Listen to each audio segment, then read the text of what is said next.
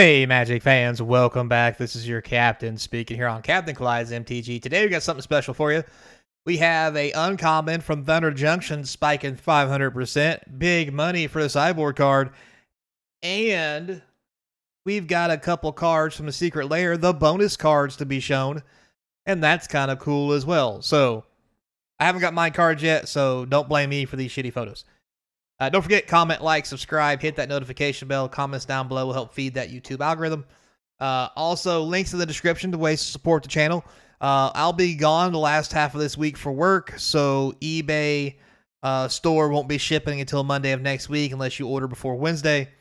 TCG player will be turned off again because, well, actually, I'm only gone for a couple days. I'll probably leave it on. I get a whole lot of orders there anyway. Also, don't forget, it's spooky season. We have drawing at the end of the month for all the members on the channel. Just for $1, you can be a member and get put into the monthly drawings of free stuff. And who doesn't like that, right, Sawyer? Anyway, also, Discord's up. Take a look for that. It's on the community page. Doing live streams every weekend now. Of almost anything, just to have conversations about Magic, Diablo 4, any other games. Take your pick, because that's what geeks do. We game, get our geek on. Anyway, some cool stuff coming up for Thanksgiving and Christmas, so stay tuned. We're excited, and by we, I mean me. But anyway, let's get started because we got some good stuff to go over. Starting off, Mage Bane Lizard. That's right. This little fella has spiked. And I do believe I talked this little fella up during preview season for lots of reasons. One of them being Storm. Whenever a player casts a non-creature spell, Mage Bane Lizard deals damage to that player equal to the number of non-creature spells they've cast this turn. The first one does 1, second one does 2, third one does 3. And you may say to yourself, but Captain, when you cast Grape Shot, they're copies. It won't trigger this. If you cast Grape Shot with enough copies to kill your opponent, you're already dead, because that means you had to cast 12 or 11 spells before that, and this has already killed you. Also, as a 2-mana drop, easy on the battlefield, as a 1/4, harder to kill in a red deck because you can't bolt it off the battlefield with 1 bolt. So yeah, even better sideboard options to deal with this card currently are people wishing into that red spell. I think it's Cave Collapse or something like that, where it's 4 mana, or you can sack a mountain to cast it, deal 5 damage. It does kill this, but at the same time, it's not only going to cost you a wish card from your hand, your whole turn probably, but also 3 life, because you got a wish, take 1, cast that card, take 2, and lose a mountain in the process. A lot to go through to get rid of this little fella. And also, not just with grape shot decks, grape shot decks, but Ruby Storm also suffers from this bad boy being in the format. So that's why the spike here has been pretty high. How high? Well, Cheech and Chong style. You can see here this little fella started out really low, like less than $1. Currently, the foil is ropping in at a 445. Again, 500% increase. So this thing used to be $0.25. It is now insanely expensive. Obviously, over here, you can see the average sales. Average daily sold is 8. High price, $5.49. The median price is around $3.50. Now, mind you, that's non-foil.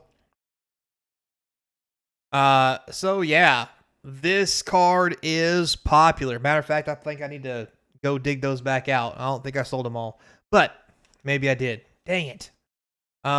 If you got some of these somewhere, now be a good time to get rid of them. Or,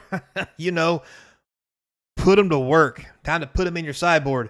You can see here we got a 1,112% increase as of Sunday compared to TCG player.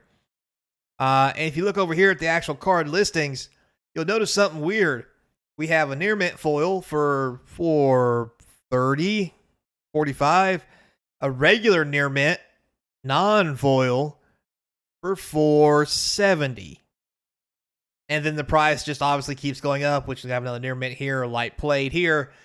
The problem here is people are realizing that foils cause problems in decks, because if the whole deck isn't foil, it's an issue. Also, foils bending and curling or whatever also cause other issues, especially in a competitive format. So what we are seeing happen is, because it's only an uncommon, the foils aren't going for a whole lot more, simply because they become a problem in the competitive format. So normal card sales for non-foils are outpacing the foil sales for several reasons. Also, with it being an uncommon, other cards could easily pop up in later sets to take the place of this card. So half dozen 160 other, but still, at the time we're looking, this card is popular. And as you can see, when I pull this off TCG Player, these are the five cheapest listings. So it just gets way more expensive after this. So yeah. Hello, Mage, Bane, Lizard. And it looks like I got one right. I mean, I guess a blind dog, or a blind squirrel gets a nut every now and something. Anyway, one of those weird sayings. Insert typical saying here when you get one right once in a million. Anyway, moving on. Next, we have the bonus cards from the Secret Lair. We've had a couple of them posted online for the few people who's already got them. Mine haven't shipped yet, but we have this one here from Ghostbusters. We have the Ghost Trap. It is a Soul Guide Lantern. Soul Guide Lantern's a good card. I use it quite often in several of my decks. It's just very, very universal, very easy to use. I've sideboarded it quite a bit. And I must say, I love this cartoon style art. It really reminds me of the 80s, 90s style art of cartoons, which is probably, again, another reason why I love the Ghostbuster theme so much, is that sweet nostalgia that you get. So, yeah, and also, again, you can see this is your real ghost trap here, with even the quote at the bottom, when light is green, the trap is clean. I'm about to watch this movie again. So yeah, so that's the one from the Ghostbusters one. Bonus card here, we have Patchwork Chucky, which is Stuffy Doll. We haven't had this in a while. For those who don't know, Stuffy Doll is notorious for being hated. But anyway, 5 colorless 01 indestructible. When it deals damage, you deal damage to chosen player equal to the damage that this thing takes. It's indestructible. It can't attack, but it can block real well. And you can tap it, deal 1 damage to itself. This thing is insanely good and indestructible. And I love the whole Patchwork Chucky thing after, like second, third movie or whatever it was, where he was all sewn together and stuff. And he's got the talisman here. I can almost hear the words from it. Oh, I have to go look it up because I can't remember off the top of my head. But good addition. I think Stuffy Doll fits here rather well. It's nice to see a Stuffy Doll Chucky, because if Stuffy Doll was anything in the real world, it would be this. Or Annabelle. Take your pick. So, this is great. Love this as a bonus card, and it's a good one. It is a good bonus card. Like it a lot. All right, moving on. Finally, the last bonus card we managed to get a picture of is Slimer and Stay Puft. That's right. This is actually Yargle and Ultani. I wonder which one's which. Frog, Spirit, Elemental. Which one do you think's the frog? Which one do you think's Multani? I'm going to say Slimer's the frog. He's big and green. I don't know. Yargle could be Stay Puft. He's really big. Multani could be Slimer. Kind of weird, though. But anyway, yeah, just a big, nappy, 2 black, a green, and 3 for an 18/6 creature. God, what stats. I try to think of the most harmless thing. Something I loved from my childhood. Stans mumbled. Something that could never, ever possibly destroy us. Mr. Stay Puft. Nice thinking, Ray, replied Vankeman. Oh, the classic line. Matter of fact, I was thinking of this line earlier today because my wife actually mentioned it.